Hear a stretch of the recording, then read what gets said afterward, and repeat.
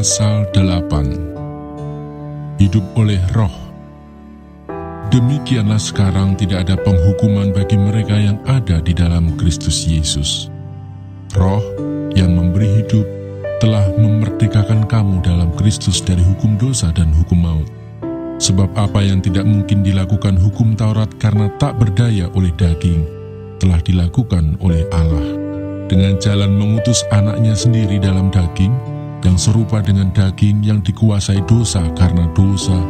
Ia telah menjatuhkan hukuman atas dosa di dalam daging, supaya tuntutan hukum Taurat digenapi di dalam kita yang tidak hidup menurut daging, tetapi menurut Roh. Sebab mereka yang hidup menurut daging memikirkan hal-hal yang dari daging. Mereka yang hidup menurut Roh memikirkan hal-hal yang dari Roh. Karena keinginan daging adalah maut, tetapi keinginan Roh adalah hidup dan damai sejahtera. Sebab keinginan daging adalah perseteruan terhadap Allah, karena ia tidak takluk kepada hukum Allah. Hal ini memang tidak mungkin baginya. Mereka yang hidup dalam daging tidak mungkin berkenan kepada Allah. Tetapi kamu tidak hidup dalam daging, melainkan dalam Roh, jika memang Roh Allah diam di dalam kamu. Tetapi jika orang tidak memiliki Roh Kristus, ia bukan milik Kristus. Tetapi jika Kristus ada di dalam kamu, maka tubuh memang mati karena dosa, tetapi Roh adalah kehidupan oleh karena kebenaran. Dan jika Roh Dia yang telah membangkitkan Yesus dari antara orang mati diam di dalam kamu, maka Ia yang telah membangkitkan Kristus Yesus dari antara orang mati akan menghidupkan juga tubuhmu yang fana itu oleh Roh-Nya yang diam di dalam kamu. Jadi saudara-saudara, kita adalah orang berhutang, tetapi bukan kepada daging, supaya hidup menurut daging. Sebab jika kamu hidup menurut daging, kamu akan mati. Tetapi jika oleh Roh, kamu mematikan perbuatan-perbuatan tubuhmu, kamu akan hidup. Semua orang yang dipimpin Roh Allah adalah anak Allah. Sebab kamu tidak menerima roh perbudakan yang membuat kamu menjadi takut lagi, tetapi kamu telah menerima Roh yang menjadikan kamu anak Allah. Oleh Roh itu kita berseru, "Ya Aba, ya Bapa." Roh itu bersaksi bersama-sama dengan roh kita bahwa kita adalah anak-anak Allah. Dan jika kita adalah anak, maka kita juga adalah ahli waris. Maksudnya orang-orang yang berhak menerima janji-janji Allah yang akan menerimanya bersama-sama dengan Kristus, yaitu jika kita menderita bersama-sama dengan Dia, supaya kita juga dipermuliakan bersama-sama dengan Dia. Pengharapan anak-anak Allah. Sebab aku yakin bahwa penderitaan zaman sekarang ini tidak dapat dibandingkan dengan kemuliaan yang akan dinyatakan kepada kita. Sebab dengan sangat rindu seluruh makhluk menantikan saat anak-anak Allah dinyatakan.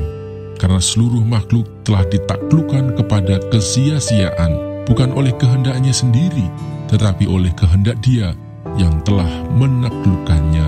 Tetapi dalam pengharapan, karena makhluk itu sendiri juga akan dimerdekakan dari perbudakan kebinasaan dan masuk ke dalam kemerdekaan kemuliaan anak-anak Allah.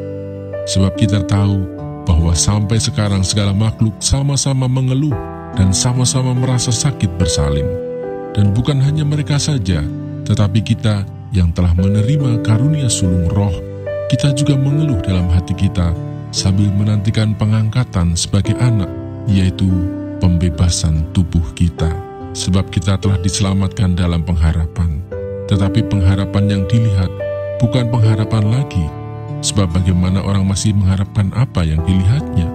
Tetapi jika kita mengharapkan apa yang tidak kita lihat, kita menantikannya dengan tekun.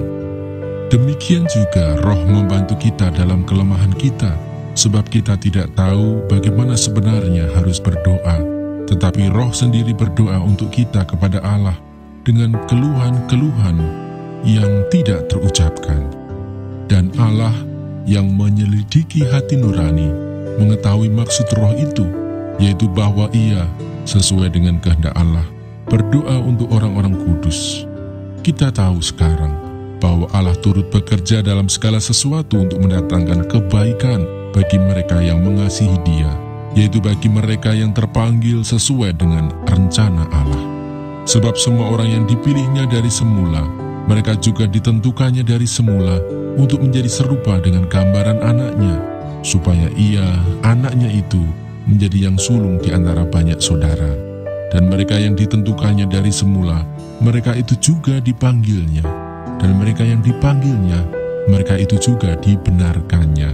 Dan mereka yang dibenarkannya, mereka itu juga dimuliakannya. Keyakinan iman. Sebab itu, apakah yang akan kita katakan tentang semuanya itu? Jika Allah di pihak kita, siapakah yang akan melawan kita? Ia yang tidak menyayangkan anaknya sendiri, tetapi yang menyerahkannya bagi kita semua, bagaimanakah mungkin ia tidak mengaruniakan segala sesuatu kepada kita bersama-sama dengan Dia? Siapakah yang akan menggugat orang-orang pilihan Allah? Allah yang membenarkan mereka. Siapakah yang akan menghukum mereka?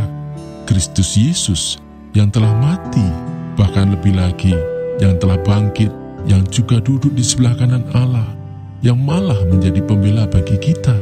Siapakah yang akan memisahkan kita dari kasih Kristus?